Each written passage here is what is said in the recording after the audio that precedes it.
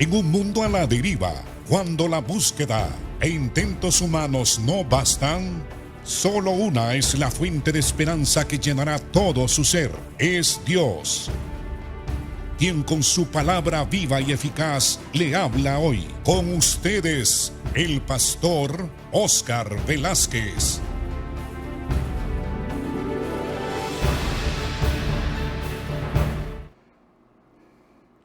Bienvenidos a su programa Viva y Eficaz. Como ustedes saben, estamos estudiando el libro de Lucas. Lucas era un historiador. Se convirtió a Cristo y era un gentil. Él no conoció a Jesús mientras Jesús estuvo encarnado, estuvo aquí con vida sobre la faz de la tierra. Él se convirtió después, pero era un buen escritor, un erudito de su tiempo, y era historiador, y decidió después de investigar diligentemente todo lo que había sucedido respecto a la vida de Cristo y de su iglesia y sus discípulos, decidió escribir un libro.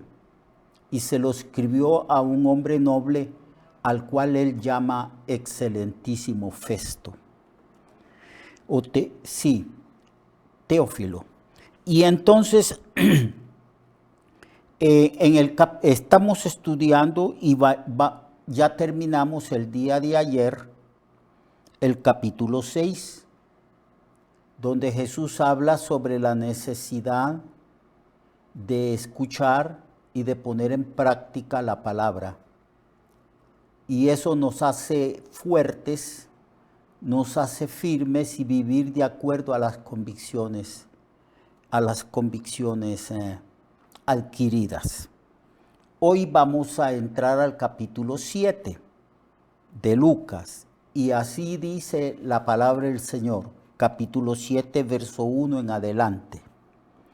Después de que hubo terminado todas sus palabras al pueblo que le escuchaba, el Señor entró en Capernaum, y el siervo de un centurión, a quien éste quería mucho, estaba muy enfermo y a punto de morir. Cuando el centurión oyó hablar de Jesús, le envió unos ancianos de los judíos, rogándole que viniese y sanase a su siervo. Y ellos vinieron a Jesús y le rogaron con solicitud, diciéndole: es digno de que le concedas esto, porque ama a nuestra nación y nos edificó una sinagoga. Y Jesús fue con ellos. Pero cuando ya no estaba lejos de la casa, el centurión envió a él unos amigos, diciéndole: Señor, no te molestes, pues no soy digno de que tú entres bajo mi techo, por lo que ni aún me tuve por digno de venir a ti, pero di tan solo la palabra, y mi siervo será sano. Porque también yo soy un hombre puesto bajo autoridad, y tengo soldados bajo mis órdenes, y le digo a este: ve, y va, y al otro: ven, y viene, y a mi siervo: haz esto, y lo hace. Al oír estas palabras, Jesús se maravilló de él, del centurión, y volviéndose a la multitud, dijo a la gente que le seguía: os digo que ni aún en Israel he hallado tanta fe. Y al regresar a casa, los que habían sido enviados hallaron sano al siervo que había estado enfermo. Aquí pues vemos nosotros la fe de un hombre gentil, de un centurión que estaba al mando de 100 soldados. Este centurión conocía muy bien cómo funcionaba la autoridad. Y este hombre era un hombre bueno, era noble, amaba a sus siervos, respetaba a las personas que estaban bajo su autoridad, amaba a toda la nación de Israel. Dice ahí que los ancianos judíos vinieron a Jesús y le hablaron bien a Jesús del centurión. Es digno de que le concedas esta petición, este favor. Porque la petición del hombre, del centurión, era que sanara a su siervo, a quien él amaba, apreciaba, porque era un hombre noble, de buen corazón, de buenos sentimientos. Y es digno de que le hagas este favor, dijeron los ancianos de los judíos. Nos ha construido una sinagoga. Eso indica que este hombre probablemente se había hecho judío. Era un hombre que había abandonado la idolatría y ahora amaba y servía al Dios de Israel. Y él había oído de la fama de Jesucristo. Él había oído de cómo el Señor hacía milagros, sanaba a los enfermos, resucitaba a los muertos. Y entonces oyó que estaba precisamente en la ciudad de Capernaum. Y entonces dijo, esta es la oportunidad. Mi siervo está a punto de morir a causa de esta enfermedad. Y llamó a Jesús a su casa a través de los dirigentes judíos para que viniese el Señor y sanase a su siervo que estaba enfermo. Entonces Jesús dijo, yo voy a ir. Porque Jesús vio que este era un hombre noble, un hombre que había construido una sinagoga y un hombre que se congregaba en esa misma sinagoga y amaba al Dios de Israel. Amaba a la nación de Israel. No obstante que los israelitas y la nación estaban bajo la autoridad del Imperio Romano. Y él era un oficial que ejercía autoridad sobre 100 soldados. Eso es lo que quiere decir la palabra centurión. Un hombre que está sobre 100 soldados, un hombre que manda, ordena y gobierna a 100 soldados. Entonces el Señor emprendió viaje hacia la casa del centurión. Y Lucas nos dice que cuando Jesús ya no estaba tan lejos de la casa del centurión,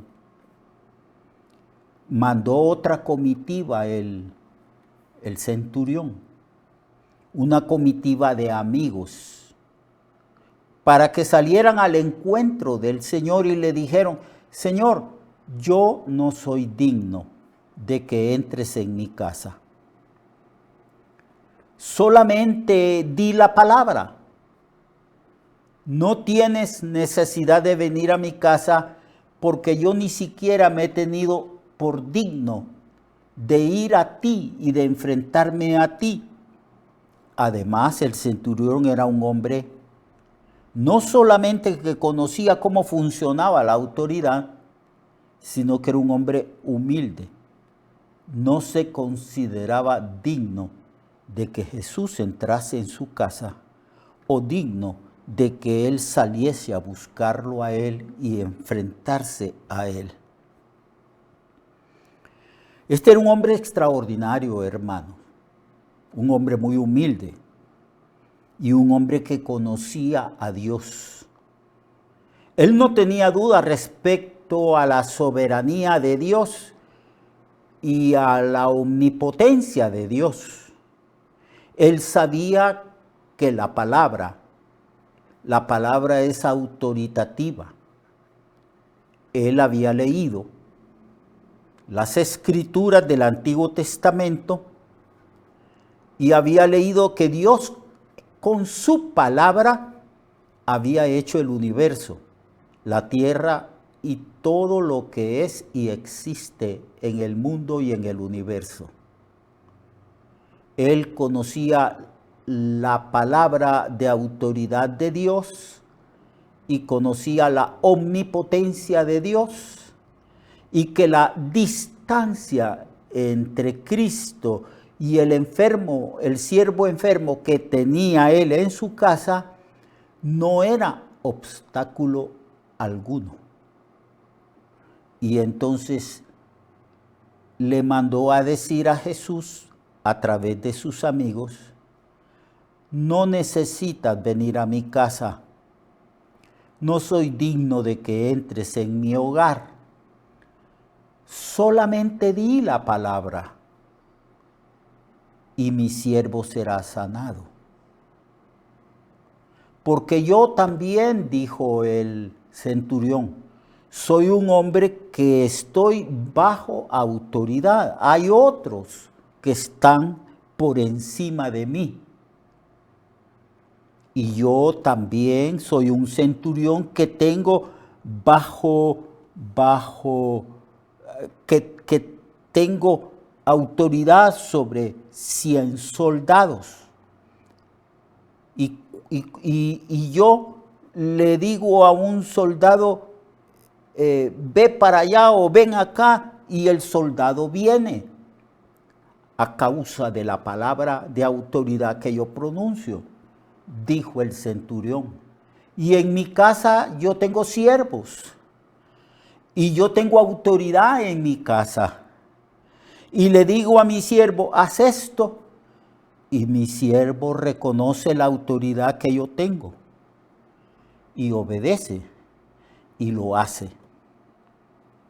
Cuando Jesús oyó el razonamiento de este centurión, quedó maravillado y dijo a la multitud, volviéndose a toda la gente que lo seguía, que ni en Israel, ni en el pueblo de Israel había hallado tanta fe como la fe de este centurión. Porque el centurión le está diciendo a Jesús, solo di la palabra. Yo reconozco, Jesús, yo reconozco, Señor, que tú tienes autoridad. Solo di la palabra y mi siervo será sanado. Aquí hay unas interesantes enseñanzas sobre la fe. Cristo dijo, no he hallado tanta fe en Israel como la fe que tiene este hombre. Nosotros también debemos de entender que Cristo tiene toda autoridad. Todos los milagros, sanidades, maravillas que hacía Jesús, incluyendo las resurrecciones que hizo, todo ello era una manifestación de la soberanía y autoridad de Cristo. Él, cuando sanaba, ejercía autoridad.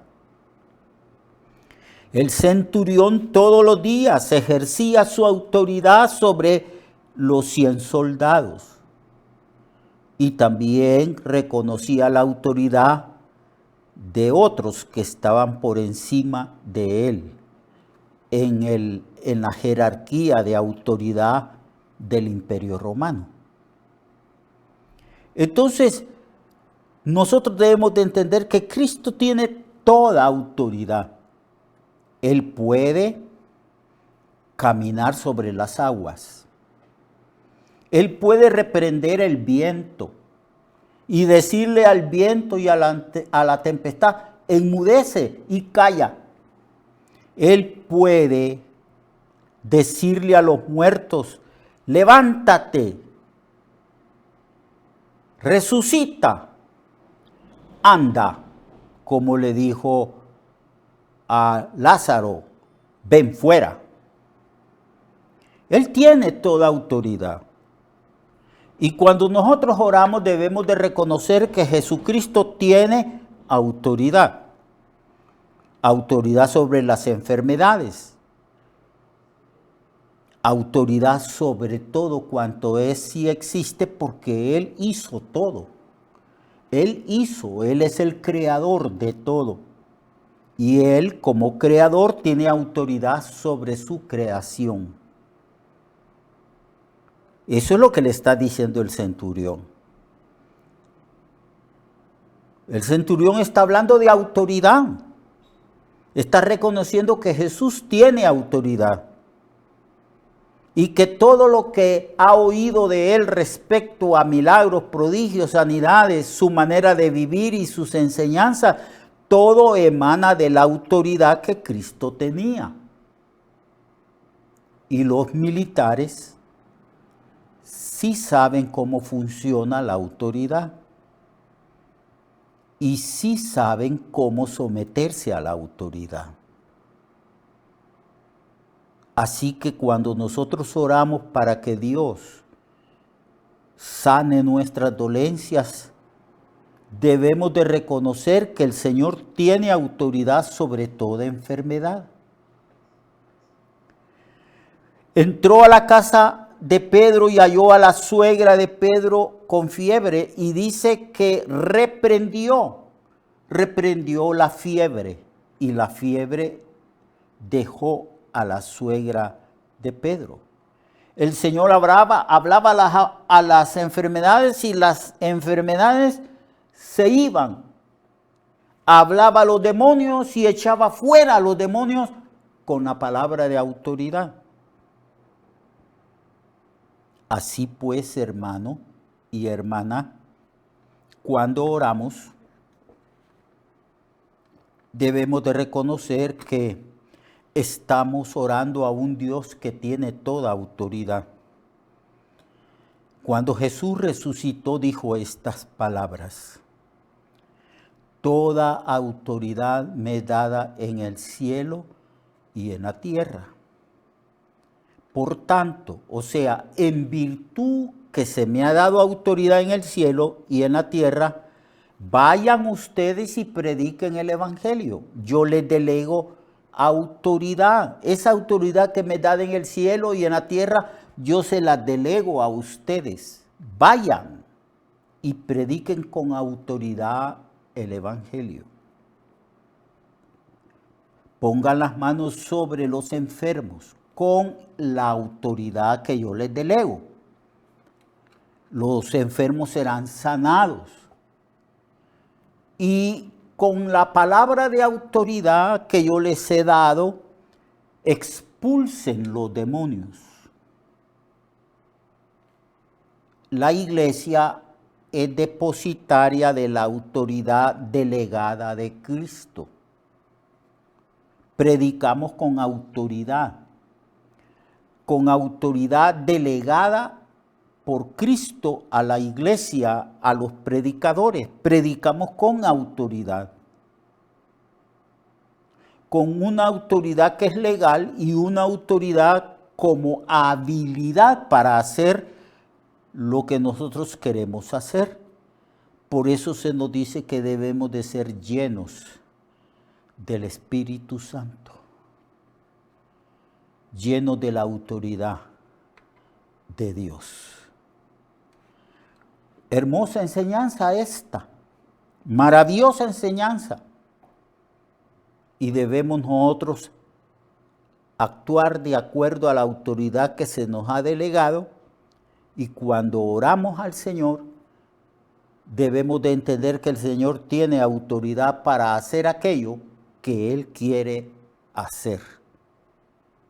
Así que aprendamos de este centurión, que no era judío, pero era un hombre que entendía lo que era la autoridad, y Cristo dijo, este hombre tiene una gran fe, porque dice que yo no tengo que entrar a la casa de él para sanar a su siervo.